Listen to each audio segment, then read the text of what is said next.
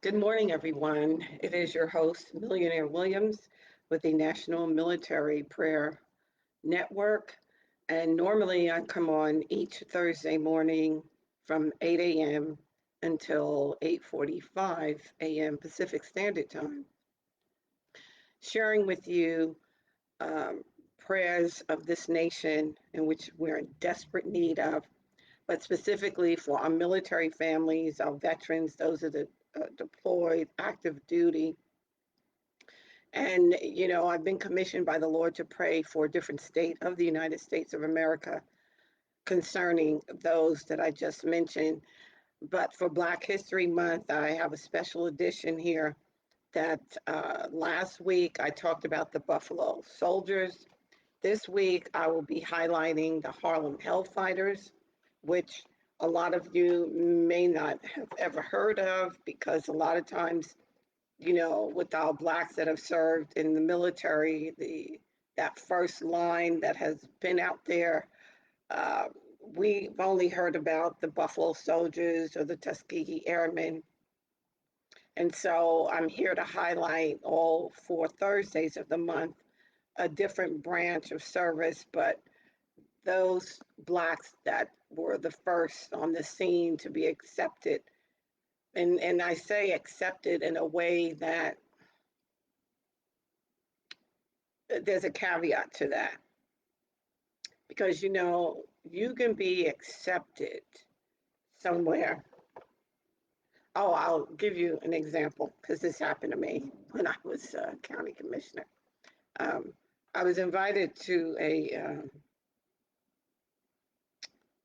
black event, and because I was Republican at the time, and I know that's why, because any official would certainly sit in the front of a room, and they had me towards the back.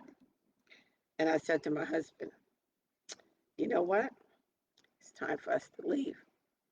And I realized then that you can be invited anywhere, doesn't mean that you're welcome.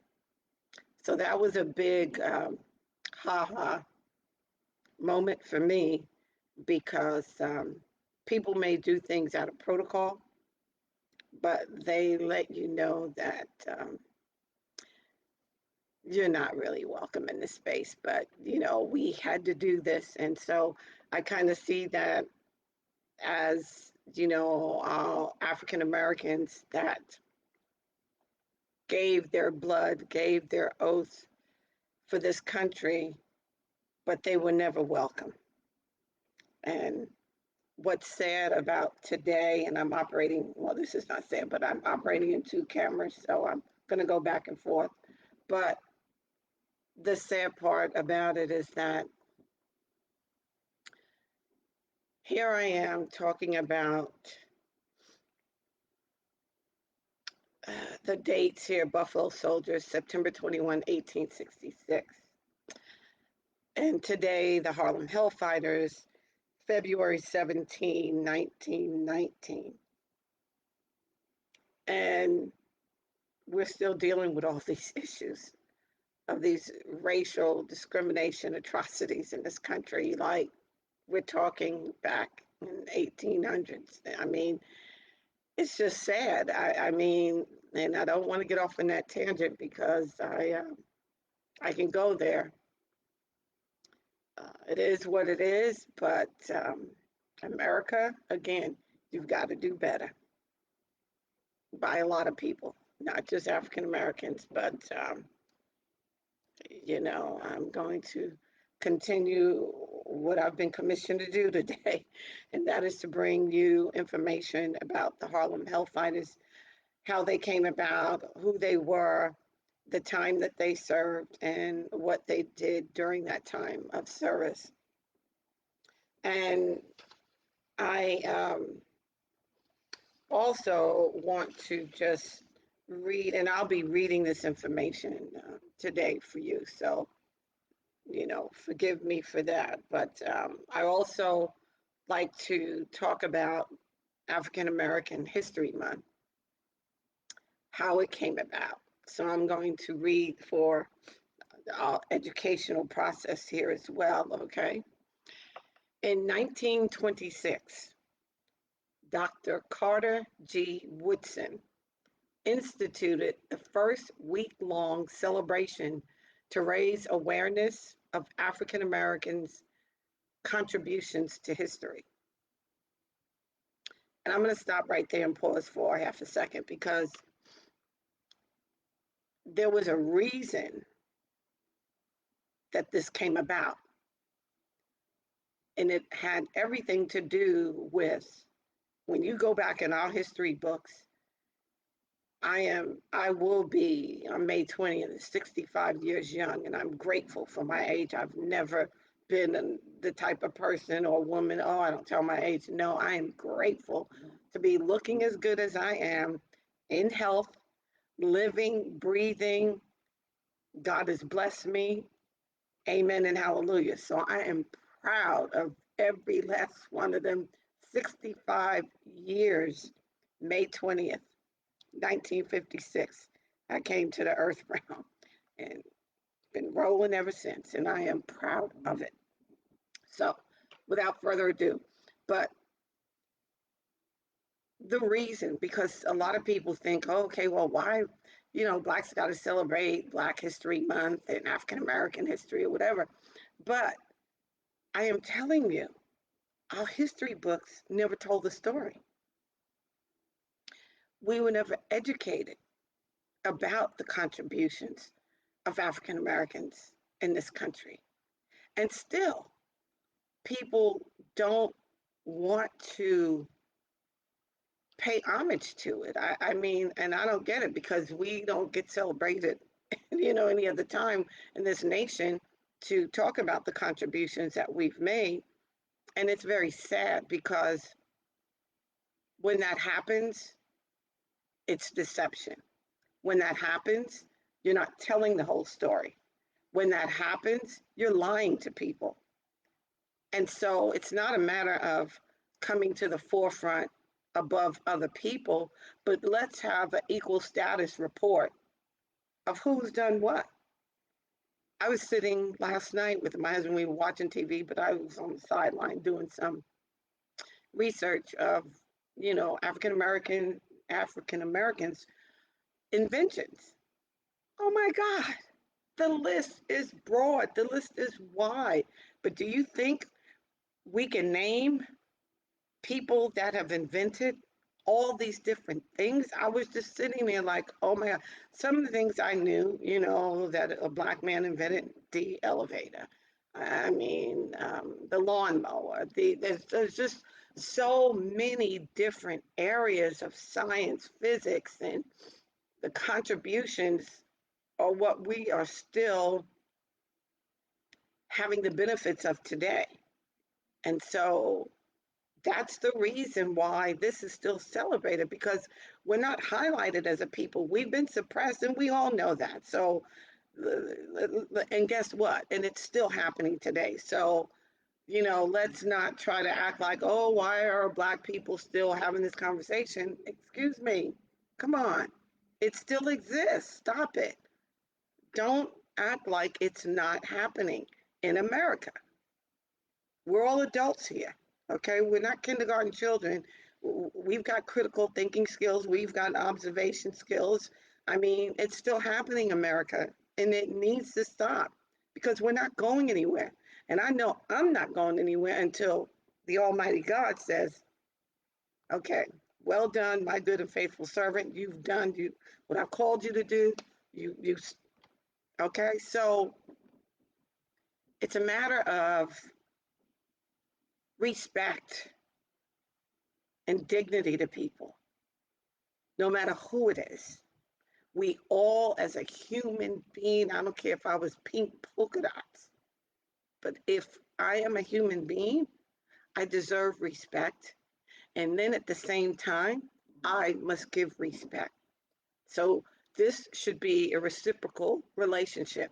And again, here I am veered off, but you guys know I will do that to step into some places, but I will always come back. So back to the program, okay? I'm going to read that over again. The African American History Month, how it came about, and who was responsible for bringing it back, bringing it to the forefront. So in 1926, Dr. Carter G. Woodson instituted the first week-long celebration to raise awareness of African Americans' contributions to history. Prior to this time, here I go, little information could be found regarding African American history. Important achievements were left out of history books, and this is my quote, purposely. And there was a general misconception that African Americans had made little contribution to US society or history. Lies. You don't get my commentaries. 50 years later, the week became a month, and today, February is celebrated as African American History Month. The month of February was chosen because it celebrates the birthdays of Abraham Lincoln and Frederick Douglass, who was a writer, lecturer, editor, and civil rights activist who escaped slavery at age 21 and went on to campaign for the abolition of slavery, established a newspaper, and held office of minister to Haiti. He was a major voice in the anti-slavery civil rights movement of this time. Abraham Lincoln, born February 12, 1809, as the 16th President of the United States, issued the Emancipation Proclamation on January 1, 1863, thereby declaring that all slaves within the Confederacy would be permanently free, physically free, but the mind still is not free. That's my editorial, okay? I'm just saying. Each year, the Association for the Study of African American Life and History, founded by Dr. Woodson, sets the theme for the month. So that explains to you how Black History Month came about, who, the what, the when, when you answer all those 5 W's. And so, hello there, Ursula. Thank you so much for watching this morning and joining me, my dear. I'm here sharing about the Harlem Hellfighters. I'm here to talk about Black History Month, and each Thursday I'm highlighting, because my lane is at military, but however, I slip into a few other lanes when I'm talking. And I also put together, this is interesting. It says, Civil Rights 1964, church bombings, redlining 1933, Black codes, mental illness, switch and bait, abortions, Rodney King 1991, the use of the N-word, Margaret Sanger. And if you don't know who she is, that's the abortion that came about into the Black communities. And believe me, there was a purpose behind it. So maybe I'll do some more history lessons there as well. Eugenics, annihilate, Selma, 1965, Watts riots, 1965, the Black Wall Street. And I'll tell you some of this, the writing is so small. Brainwashing.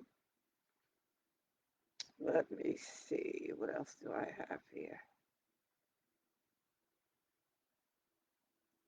Okay, intimidation.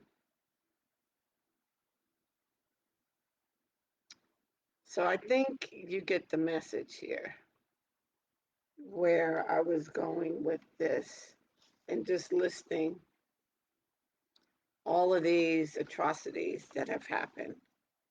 in the Black community. But without further ado, I am going to share with you about who were the Harlem Hellfighters. And so, as it reads, and this article is by Henry Louis Gates Jr., and it was originally posted on what's called The Root. So, Harlem Hellfighters Homecoming Parade. Up the wide avenue they swung. Their smiles outshone the golden sunlight. In every line, proud chests expanded beneath the medals valor had won. The impassioned cheering of the crowds massed along the way drowned the blaring cadence of their former jazz band. The old 15th was on parade, and New York turned out to tender its dark skinned heroes a New York welcome, known as the Harlem Hellfighters.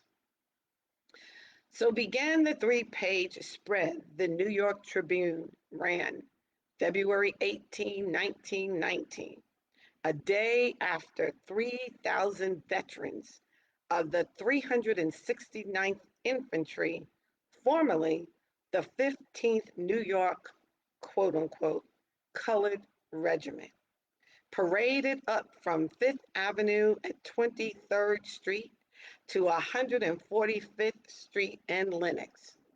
And Sergio, thank you, my darling. I'm on my post. Hoorah, my brother. One of the few black combat regiments in World War I. They'd earned the prestigious Croix de Guerre from the French army, under which they'd served for 6 months of brave and bitter fighting. Their nickname they'd received from their German foes, Hellfighters. So, for the Germans to have referred to this group of black veterans as Hellfighters, they had to be something bad to mess with. The Harlem Hellfighters. In their ranks was one of the Great War's greatest heroes, Private Henry Johnson of Albany, New York, who, though riding in a car for the wounded, was so moved by the outpouring, he stood up, waving the bouquet of flowers he had been handed. It would take another 77 years for Johnson to receive an official Purple Heart from his own government, which is sad, Millions editorial. But on this day, not even the steel plate in his foot could weigh him down. It was, the newspapers noted, the first opportunity the city of New York had to greet a full regiment of returning doughboys, black or white. The Chicago Defender put the crowd at 2 million, the New York Tribune at 5 million, with even the New York Times conservatively estimating it at hundreds of thousands. So it must have been a great crowd to receive the Harlem Hellfighters. Never have white Americans accorded so heartfelt and hearty a reception to a contingent of their black countrymen. The Tribune continued. And the ebony warriors felt it, literally, beneath a hail of chocolate candy, cigarettes, and coins raining down on them from open windows and down the avenues. It would have been hard to miss them, at least according to the New York Times, to whom all the men appeared 7 feet tall. Yet, as rousing as those well wishes were, the Tribune pointed out the greeting the regiment received along Fifth Avenue was to the tumult which greeted it in Harlem, as was the west wind to a tornado. That is powerful when you think about that. After all, 70% of the 369th call Harlem home, and their families, friends, and neighbors had turned out in full force to thank and welcome those who made it back. 800 hadn't, and absence recalled in the number of handkerchiefs drying wet eyes.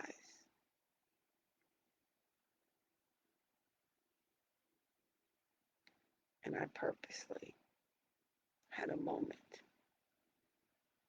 of silence for the fallen comrades.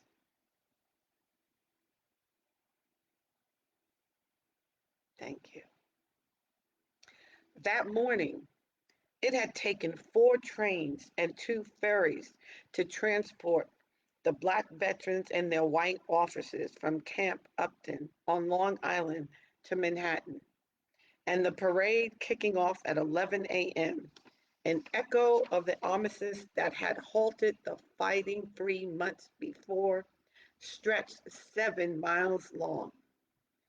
In his 1845 slave narrative, Frederick Douglass had likened his master to a snake.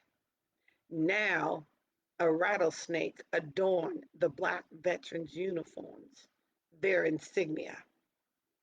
On hand to greet them was a host of dignitaries, including the African American leader, Emmett Scott. And we know, special adjunct to the Secretary of War, William Randolph Hearst, and New York's popular Irish Catholic governor, Al Smith, who reviewed his hellfighters from a pair of stands on 60th and 133rd Streets.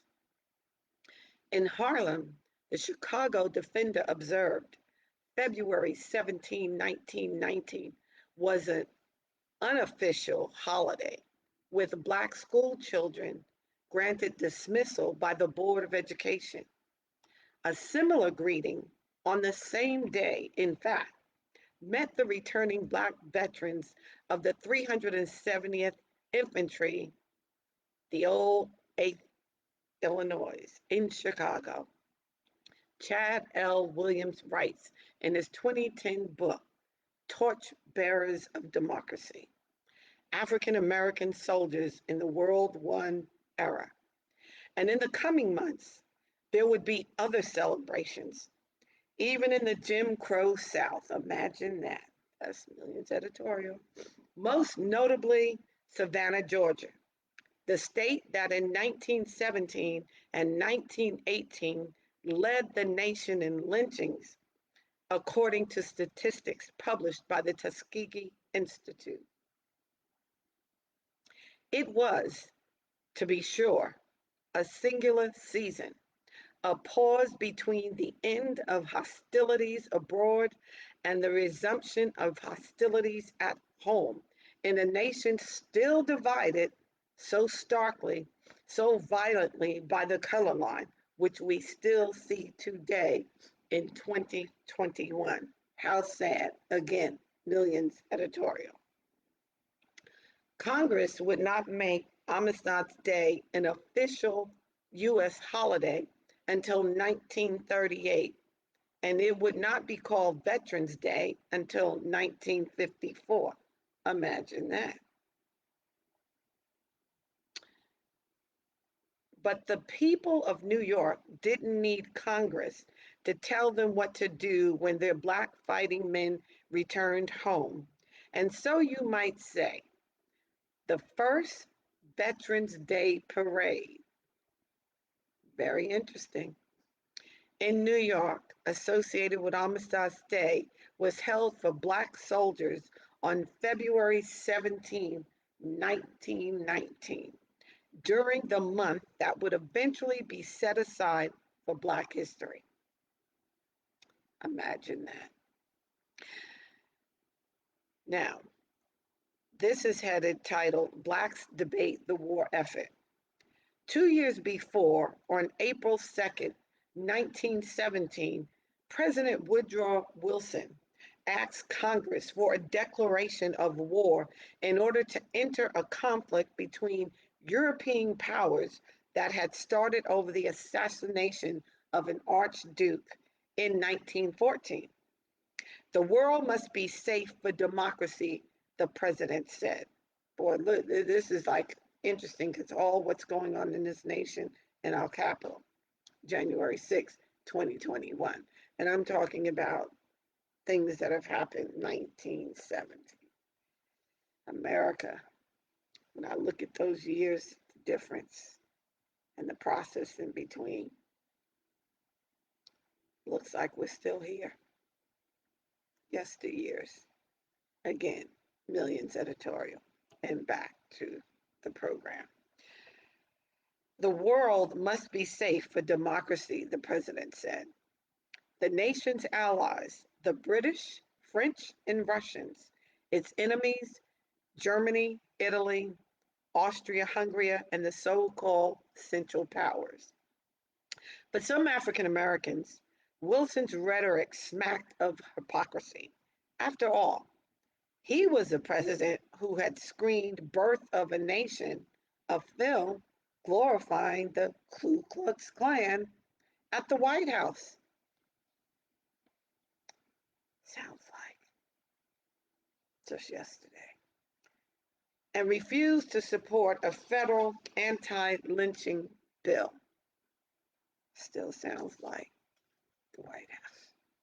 Even though each year averaged more than one lynching a week, predominantly in former Confederate states that have effectively stripped Black men of their voting rights.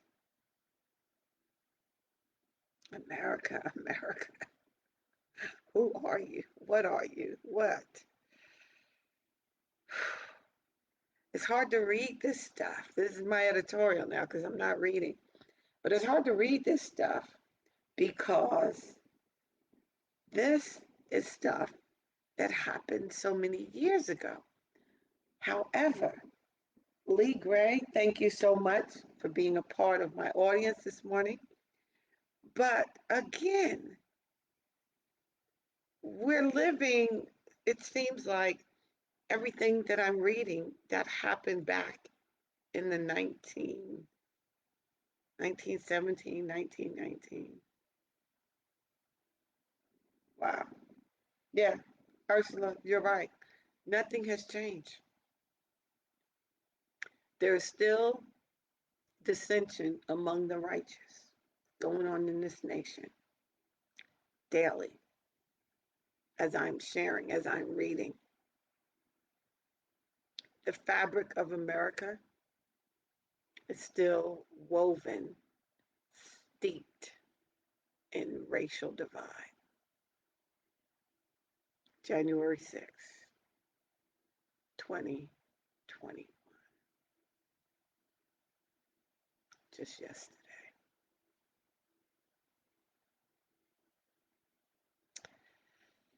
Okay, let me get back to the read here. Will someone tell us just how long Mr. Wilson has been a convert to true democracy? The Baltimore Afro-American editorialized on April 28, 1917. And this is a quote from him. Patriotism has no appeal for us, just as has The Messenger, a socialist publication launched by editors Chandler Owen and A. Philip Randolph of March on Washington fame, declared November 1, 1917. A sentiment that would land both men in jail under the Espionage Act in 1918, quoted in Adrian Lynch Smith's 2009. Sorry about that. Call was coming in. Many more Blacks viewed the war as an opportunity for victory at home and abroad.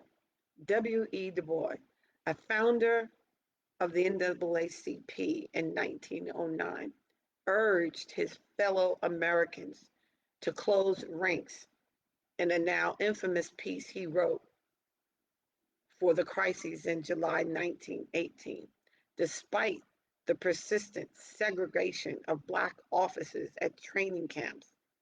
Let us, this is in quotes, while this war lasts, forget our special grievances and close our ranks shoulder to shoulder with our white fellow citizens and the allied nations that are fighting for democracy.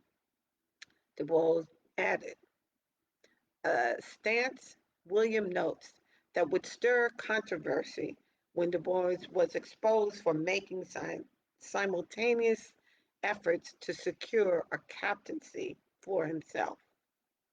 Like, can we just get along with them? So, in all, William writes 2.3 million Blacks registered for the draft during World War I. Although, okay, Sergio, I hope you're still with me when I'm about to read.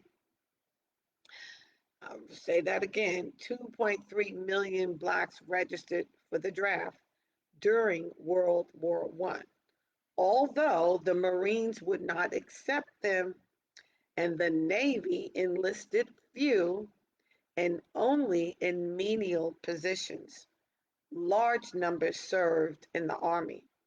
Some 375,000 Blacks served overall, including 639 men who received commissions, a historical first.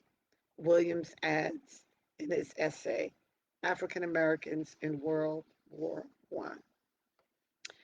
And then wartime violence. The U.S. Army segregated its Black troops into two combat divisions. Again, remember at the beginning, I said how you can be invited somewhere, but you're not welcome. Hence, again, the U.S. Army segregated its Black troops into two combat divisions, the 92nd and the 93rd, because, as Williams explains, war planners deemed racial segregation, just as in civilian life, and the most logical and efficient way of managing the presence of African Americans in the Army. But a different kind of violence soon spread.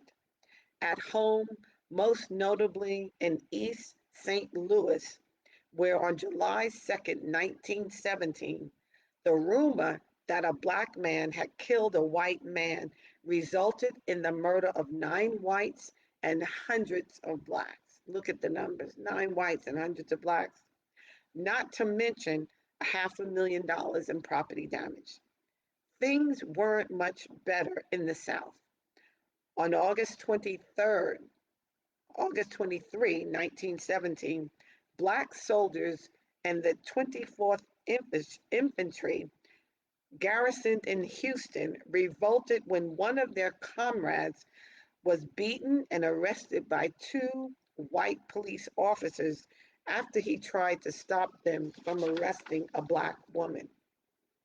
Quickly, rumors flew that a white mob was approaching the camp, which, whether true or not, prompted the Black troops to scour the camp for ammunition under the notion that the best defense is a good defense.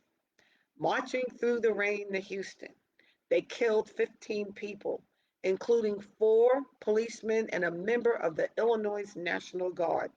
2 of the Black soldiers died in the fighting, one shooting himself in the head rather than risking capture.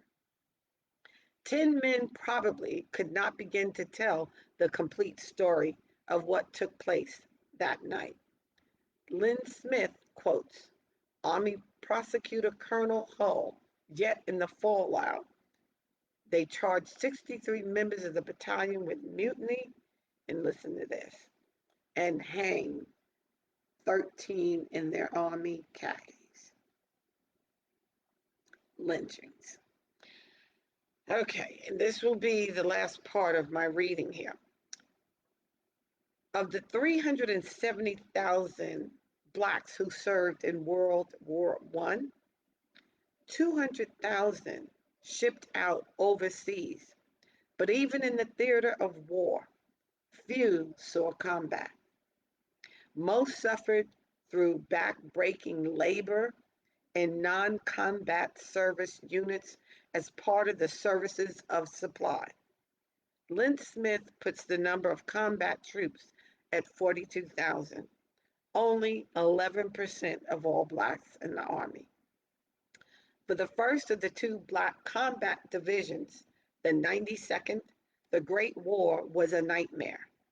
Not only were they segregated, their leaders scapegoated them for the American Expeditionary Force's failure at Meuse Argonne in 1918, even though troops from both races struggled through the campaign.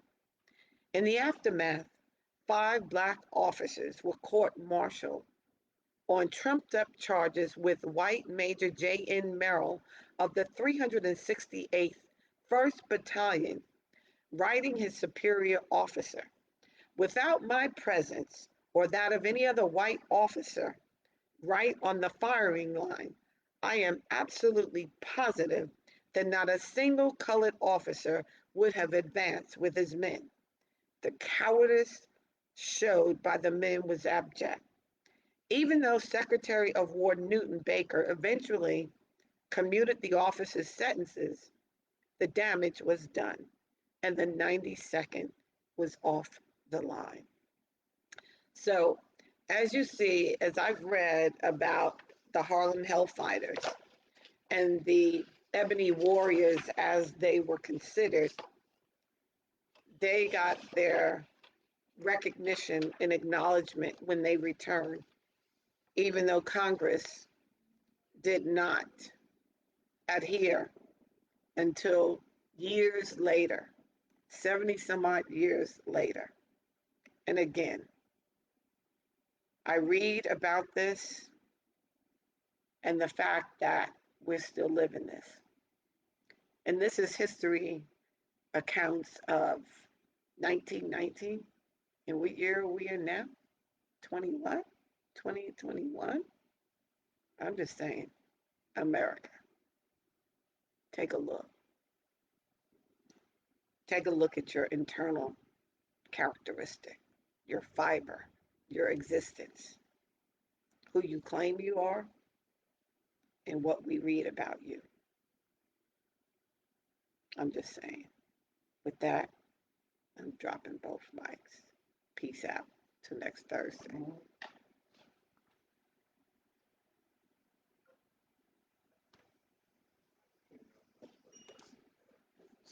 Yeah, I was like, I got to get this thing down to a science here.